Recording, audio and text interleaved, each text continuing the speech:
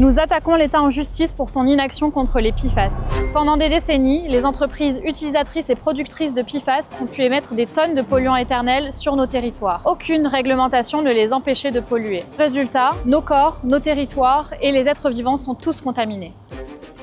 En France, une étude a montré que 100% des enfants et des adultes contiennent du PFOA et du PFOS dans leur sang, deux PFAS très dangereux. Ce sont des molécules qui peuvent atteindre différents organes du corps humain et certaines sont cancérigènes. J'ai découvert que j'étais contaminée au PFAS en faisant analyser mon lait maternel. Mon bébé, si j'avais allaité complètement, m'a été exposé 40 fois plus que cette norme.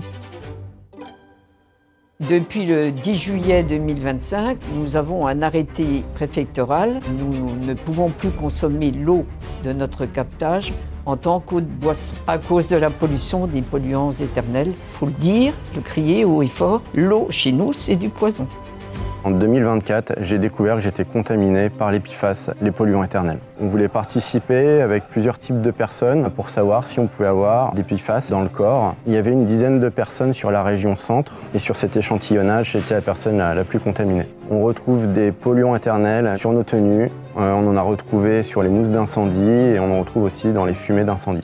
La responsabilité de l'État, elle est énorme parce que pendant des années, il n'y avait aucune réglementation. Donc en fait, ils pouvaient émettre des kilos de PFAS par jour, en toute légalité, liberté de polluer totale. C'est d'avoir le courage de dire on interdit tel et tel produit en fait, de ne pas céder à la pression des industriels. Est-ce que c'est cohérent d'avoir des imperméabilisants qui sont cancérigènes? On se dit pourquoi depuis 9 ans vous analysez ces polluants qui sont dangereux et pourquoi vous ne nous avez pas informés? L'État en connaissait l'existence. La dépollution de l'eau potable, c'est une nécessité sanitaire absolue. Soit les Françaises et les Français voient leur facture d'eau augmenter pour financer la dépollution, soit les industriels qui sont responsables de la pollution, ils doivent réparer financièrement. La loi a été adoptée en février 2025 et c'est la seule chose qui n'est pas encore appliquée par décret. Ça veut dire qu'ils ont fait un choix très clair. C'est protéger l'intérêt des industriels au détriment des Françaises et des Français. Et ça, c'est purement et simplement un scandale.